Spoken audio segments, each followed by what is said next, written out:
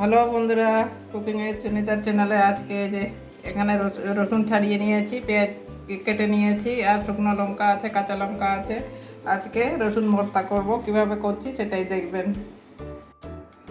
কড়াই বসিয়ে দিয়েছি, এবারে সরষের তেল ঢেলে নিচ্ছি। তেল গরম হয়ে গেছে, এবারে রসুনটা দিয়ে দিচ্ছি। রসুনটা হালকা লাল লাল করে ভেজে নেব, যাতে নরম হয় সেভাবে একটু ভেজে নেব।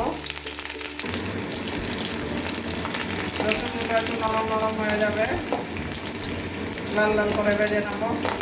দেখুন রসুনটা লাল লাল করে ভেজে নিয়েছি, এবারে তুলে নেব। এবারে কাঁচা লঙ্কা শুকনো লঙ্কা দুটোই ভেজে নিচ্ছি।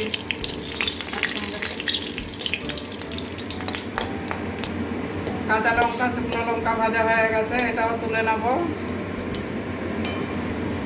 এবারে পেঁয়াজটা একটু ভেজে নেব।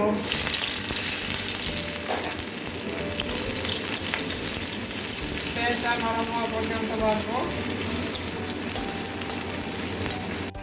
পেঁয়াজটাও লাল লাল করে ভেজে নিয়েছি, এবারে তুলে নিচ্ছি। ওই একসঙ্গেই সব কিছু তুলে নেব একটা জায়গাতেই। এবারে ঠান্ডা হয়ে গেছে, পাকা তোলা দিয়েছিলাম, নুন দিয়ে দিচ্ছি পরিমাণ মতো, ধনে পাতাও দিয়ে দিচ্ছি। তো সবগুলো একসঙ্গে মাখিয়ে নেব। একটু প্রথম প্রথম গরম আছে, তো ধনে পাতাটাও একদম নরম হয়ে যাবে। তো বন্ধুরা এইভাবে বানিয়ে খাবেন।